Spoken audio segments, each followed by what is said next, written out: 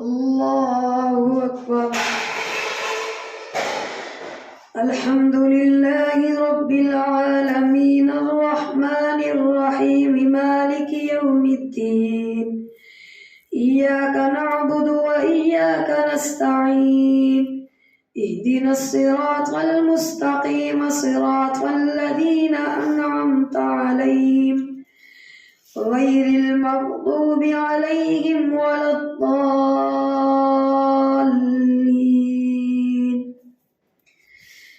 وما أبرئ نفسي إن النفس لأمارة بالسوء إلا ما رحم ربي إن ربي غفور رحيم. وقال الملك ائتوني به أستخلصه لنفسي فلما كلمه قال إنك اليوم لدينا مكين أمين. قال اجعلني على خزائن الأرض إني حفيظ عليم. وكذلك مكنا ليوسف في الأرض يتبوأ منها حيث يشاء نصيب برحمتنا من نشاء ولا نضيع أجر المحسنين. ولأجر الآخرة خير للذين آمنوا وكانوا يتقون.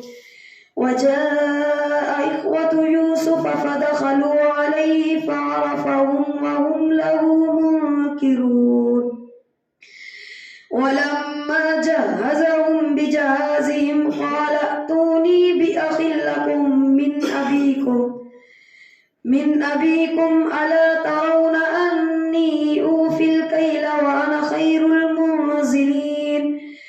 فإن لم تأتوني به فلا كيل لكم عندي ولا تقربون. قالوا سنراود عنه أباه وإنا لفاعلون. وقال لفتيانه اجعلوا بضاعتهم في رحالهم لعلهم يعرفونها إذا انقلبوا إليهم لعلهم يرجعون. فلما رجعوا إلى أبيهم قالوا يا أبانا منع منا الكيل فأرسل معنا. قالوا سنراود عنه أباه وإنا لفاعلون. وقال لفتيانه اجعلوا بضاعتهم في رحالهم لعلهم يعرفونها إذا انقلبوا إلى أهلهم لعلهم يرجعون. فلما رجعوا إلى أبيهم قالوا يا أبانا منع منا الكيل فأرسل معنا أخانا نكتل وإنا له لحافظون. قال هل آمنكم عليه إلا كما أمنتكم على أخيه من قبل فالله خير حافظا وهو أرحم الراحمين. ولما فتحوا متاعهم وجدوا بضاعتهم ردت إليهم قالوا يا أبانا ما نبغي هذه بضاعتنا ردت إلينا ونمير أهلنا ونحفظ أخانا ونزداد كيل بعير ذلك كيل يسير. قال لن أرسله معكم حتى تؤتون موثقا من الله لتأتونني به إلا أن يحاط بكم. فلما آتوه موثقهم قال الله على ما نقول وكيل. وقال يا بني لا تدخلوا من باب واحد وادخلوا من أبواب متفرقة وما أغني عنكم من الله من شيء إن الحكم إلا لله عليه توكلت وعليه فليتوكل يتوكل المتوكلون ولما دخلوا من حيث أمرهم أبوهم ما كان يغني عنهم من الله من شيء إلا حاجة في نفس يعقوب قضاها وإنه لذو علم لما علمناه ولكن أكثر الناس لا يعلمون ولما دخلوا على يوسف آوى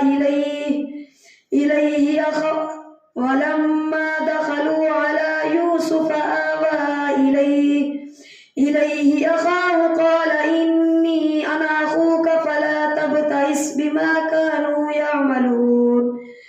فلما جهزهم بجهازهم جعل السقاية في رحل أخيه ثم أذن مؤذن أيتها العير إنكم لسارقون قالوا وأقبلوا عليهم ماذا تفقدون قالوا نفقد صواع الملك ولمن جاء به حمل بعير وأنا به زعيم قالوا تالله لقد علمتم ما جئنا لنفسد في الأرض وما كنا سارقين قالوا فما جزاؤه إن كنتم كاذبين قالوا جزاؤه من وجد في رحله فهو جزاؤه كذلك نجزي الظالمين فبدأ بأوعيتهم قبل وعاء أخيه ثم استخرجها من وعاء أخيه كذلك كدنا ليوسف ما كان ليأخذ أخاه في دين الملك إلا أن يشاء الله نرفع درجات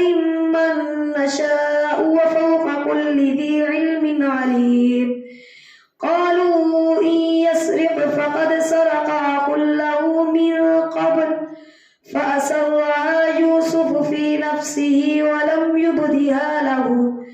قال أنتم شر مكانا والله أعلم بما تصفون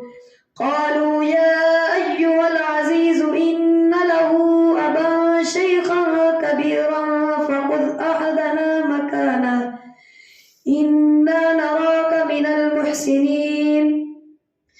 قال معاذ الله أن نأخذ إلا من وجدنا متاعنا عنده إنا إذا لظالمون فلما استيئسوا منه خلصوا نجيا قال كبيرهم ألم تعلموا أن أباكم قد أخذ عليكم موثقا من الله ومن قبل ما فرطتم في يوسف فلن أبرح الأرض حتى يأذن لي أبي أو يحكم الله لي وهو خير الحاكمين ارجعوا إلى أبيكم فقولوا يا أبانا إن ابنك سرق وما شهدنا إلا بما علمنا وما كنا للغيب حافظين واسأل القرية التي كنا فيها والعير التي أقبلنا فيها وإنا لصادقون قال بل سولت لكم أنفسكم أمرا فصبر جميل عسى الله أن يأتيني بهم جميعا إنه هو العليم الحكيم وتولى عنهم وقال يا أسفا على يوسف وابيضت عيناه من الحزن فهو كظيم قالوا تالله تفتأ تذكر يوسف حتى تكون حرضا أو تكون من الهالكين قال إنما أشكو بثي وحزني إلى الله وأعلم من الله ما لا تعلمون يا بني اذهبوا فتحسسوا من يوسف وأخيه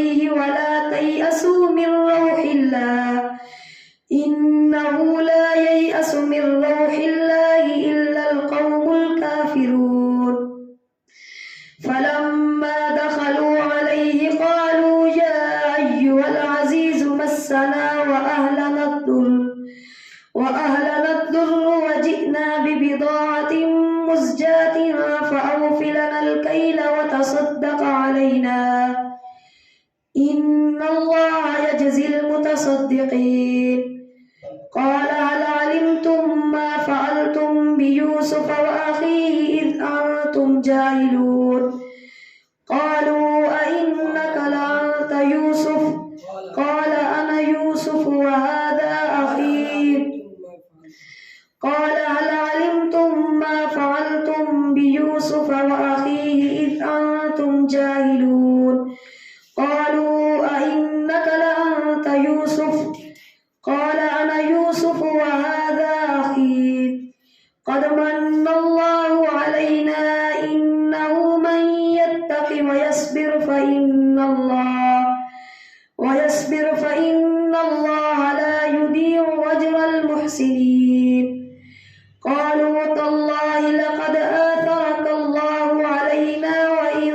كنا لخاطئين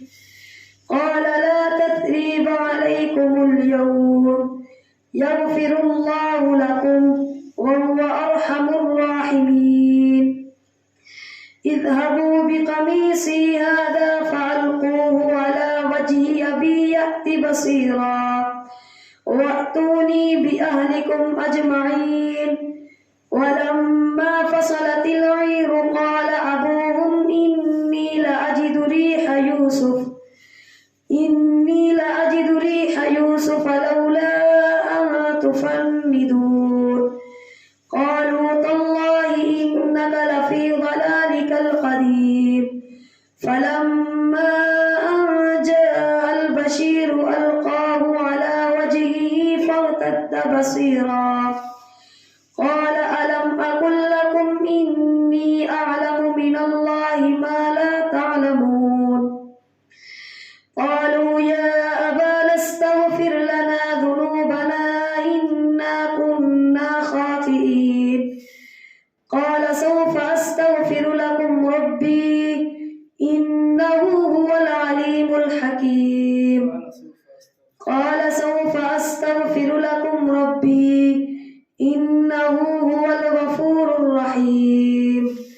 فلما دخلوا على يوسف آوى إليه أبويه وقال ادخلوا مصر إن شاء الله آمنين ورفع أبويه على العرش وخروا له سجدا وقال يا أبت هذا تأويل رؤياي من قبل قد جعلها ربي حقا وقد أحسن بي إذ أخرجني من السجن وجاء بكم من البدو من بعد أن نزغ الشيطان بيني وبين إخوتي إن ربي لطيف لما يشاء إنه هو العليم الحكيم رب قد آتيتني من الملك وعلمتني من تأويل الأحاديث فاطر السماوات والأرض أنت وليي في الدنيا والآخرة توفني مسلما وألحقني بالصالحين ذلك من أنباء الغيب نوحيه إليك وما كنت لديهم إذ أجمعوا أمرهم وهم يمكرون وما أكثر الناس ولو حرصت بمؤمنين وما تسألهم عليه من أجر إن هو إلا ذكر للعالمين الله أكبر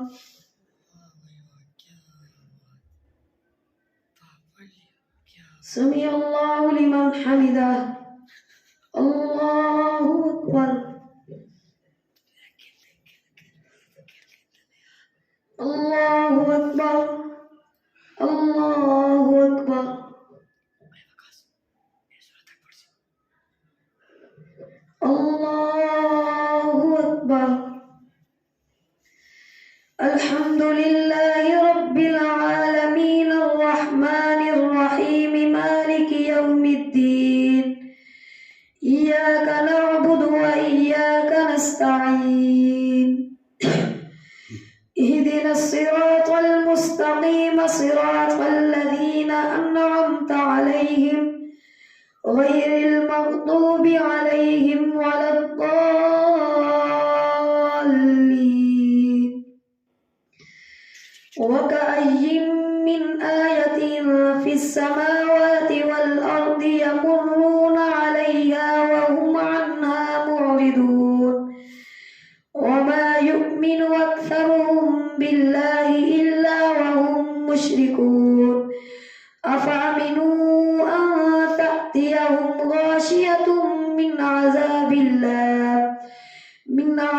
الله أو تأتيهم الساعة بغتة وهم لا يشعرون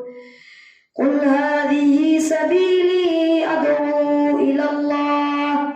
على بصيرة أنا ومن اتبعني وسبحان الله وما أنا من المشركين. وما